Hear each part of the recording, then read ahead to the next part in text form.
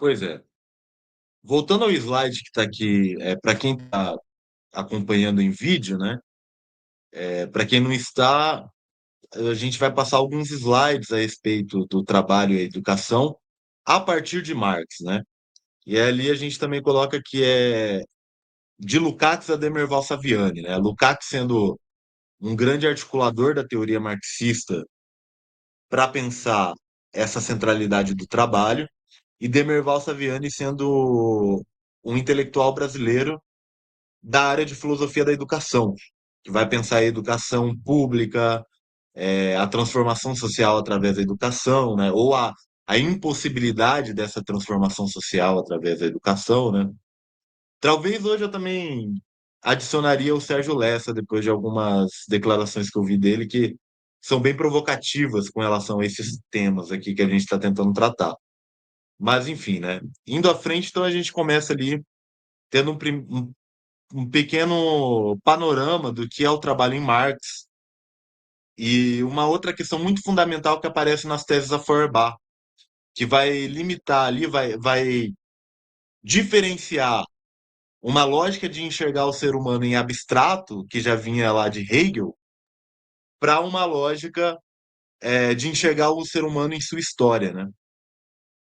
Então, o trabalho em Marx, ele tem uma relação de interação. O trabalho é o quê? É a interação do homem com a natureza, para a transformação da própria natureza, e nesse sentido também a transformação do próprio homem. Porque a partir do momento que ele transforma a natureza, ele transforma suas próprias necessidades, né? Porque aí entra um outro ponto interessante, que é a gente ter uma intencionalidade aberta, algo que a gente já tratou no último vídeo. Como a gente tem uma intencionalidade aberta, o que que significa isso?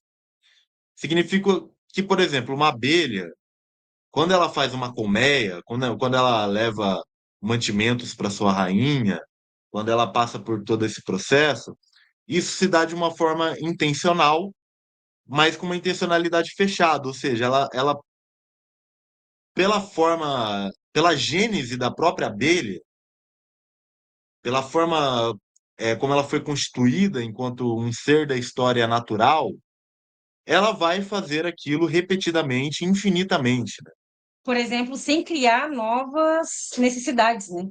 O humano cria as necessidades e esses animais que trabalham, né, a formiga também, ela não cria novas necessidades. A necessidade sempre é aquela, é imutável num curto período de tempo, né? Principalmente. Pensando na história humana, que todas as espécies evoluem, mesmo assim, o humano foi o único que evoluiu a tal ponto de criar suas próprias necessidades. Sim, sim, porque essa programação da abelha atende às necessidades da, do ecossistema ali em que a abelha vive, né? Tanto para ela mesma quanto para a natureza em torno dela. A questão é que o ser humano, ele tem uma intencionalidade aberta, então ele cria novos objetos. Ele não cria objetos repetidos para atender a determinados fins que já estão na própria natureza, né? Ele cria uma nova natureza criando novos objetos. Ele cria novas necessidades, que não são mais as necessidades naturais, são sim necessidades sociais, nesse sentido, né? Bom, Um exemplo, só para a gente fechar, seria, por exemplo, no sistema feudal, na Europa, existia uma lógica de existência de necessidades humanas, de todas as camadas sociais, e isso se transformou radicalmente com o capitalismo. Aquele Estado não servia mais, aquela lógica mercadológica, social, ideológica, já não cabia mais, os humanos não queriam mais viver dessa forma, e se criam revoluções criando novas necessidades, né? Sempre um processo de ruptura que normalmente é muito violento e contraditório, ainda mantendo o anterior, né? É um exemplo para se pensar esse processo de novas necessidades, né, que foi criado, por exemplo, com o capitalismo, que não existia antes, né, que é, por exemplo, a necessidade de acumulação, né, do capital pelos burgueses. Isso não existia, na nobreza do sistema feudal, eles não tinham uma lógica de acumular. exato. Então, voltando ao tema, não que a conversa aqui fugia do tema, né? Na verdade, todos esses temas estão exaustivamente discutidos na obra do Demerval Saviani, e também na obra de Lukács. Mas agora, voltando a Marx, né? O, o Marx ele responde em Teses a Feuerbach, né? Obviamente a Ludwig Feuerbach, que era uma grande inspiração para ele, um neo-hegeliano, né? Que justamente por causa da sua inspiração hegeliana, ele entende que a essência religiosa é um tipo de reflexo da essência humana, né? Então, um homem, enquanto essência, um homem abstrato, ele enxerga, ele projeta na religiosidade, ou seja, no espírito, os seus valores, a sua compreensão do que é bom e ruim, o seu objetivo de vida, etc., né? Isso é um grande avanço, digamos assim, que o Marx vai reconhecer com relação à filosofia hegeliana. Que digamos que na filosofia hegeliana é o contrário. O espírito, né? Tudo serve ao espírito. Então, todas as expressões criadas pelo ser humano em sua história não refletem a história do ser humano, mas aí reflete a história do espírito total, que é uma outra coisa que não é o ser humano e que é metafísica, que está além do físico, que é meio sobrenatural, né? É uma mistificação mesmo. É essa mistificação que o Marx vai atacar na filosofia hegeliana, né? Então o Marx vai falar, o Feuerbach, ele está muito certo nisso, realmente. O ser humano ele projeta na religiosidade aquilo que ele não tem hoje aqui, mas que ele consegue enxergar como possibilidade, tanto em valores como objetivos de vida, etc., né? Por exemplo, em todas as religiões existe uma vida após a morte, que vai ser melhor, onde todas as necessidades são alcançadas, não existe dor, não existe fome. É já uma projeção do que queria que acontecesse, mas por conta da dificuldade de se colocar na realidade esse mundo, né, idealizado, se coloca na religião. Após a morte, teremos todas essas necessidades atendidas. Exatamente, exatamente. Então é nesse sentido que o Marx vai falar que esse apontamento de Feuerbach é de fato ao contrário dos outros neo-hegelianos, em que ele identifica a continuidade quase que estática desse pensamento do espírito para o ser humano, no Feuerbach é a primeira vez que aparece na filosofia hegeliana do humano para o espírito. Ou seja, o humano projetando no espírito que ele é, e não ao contrário. Só que ainda fica uma questão.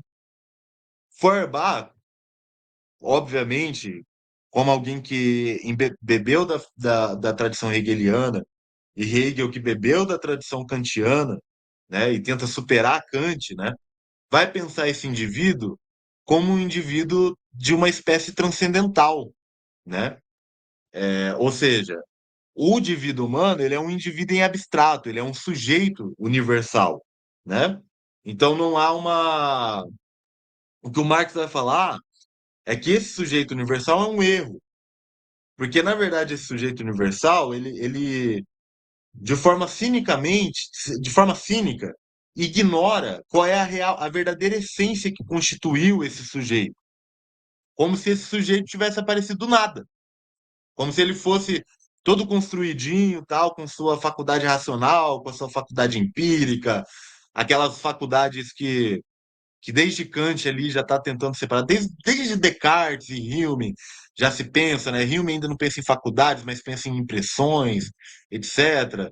É, sempre envolto desse sujeito que já está construído. Mas o Marx vai falar, não, esse é um problema, é um erro, porque esse sujeito ele não está construído. Esse sujeito ele foi construído por uma historicidade. E é aí que a gente volta para o núcleo da questão. O que construiu a história do homem? E aí a história do homem, porque a gente pode pensar desde de outras eras geológicas, né? Usar o exemplo, por exemplo, dos Neandertais. E a gente Isso que eu- tinha visto, né, sobre isso, como eles tinham cultura, eles tinham objetos, eles não eram humanos Homo sapiens, mas já estava nesses nossos antepassados a construção da história, mesmo que a gente não saiba a história deles, porque não tem nada documentado, né? Mas tem Mas isso se fósseis, dá, né? mas então, por quê? Porque a partir dos fósseis de Neandertais, a gente descobre o quê? Que eles já tinham algumas ferramentas, É, que eles inclusive carregavam consigo objetos e enterravam seus parentes com esses com esses objetos. objetos, etc. Existe uma simbologia, O né? que que são esses objetos aqui no que eu quero trazer? É a relação do homem com a natureza, ou seja, a relação do trabalho. É, porque eles que fizeram aquelas mercadorias, né? Aqueles objetos. Não era mercadoria, né? Nessa lógica. É. Mas vamos pensar que eles fizeram o objeto, né? Então, a mercadoria, aí já dá para a gente até adiantar um ponto, talvez, não sei se fica muito difícil, mas a mercadoria é justamente a mistificação da produção humana em determinado período histórico, Sim, que no caso é o período histórico moderno, onde toda a produção humana pode ser vendida. é traduzida por mercadoria para a gente ter um mediador do dinheiro, né, etc., que é toda a forma, digamos, de organização das relações sociais modernas, né, que surge ali pós o período do feudalismo, igual a Carol colocou há pouco.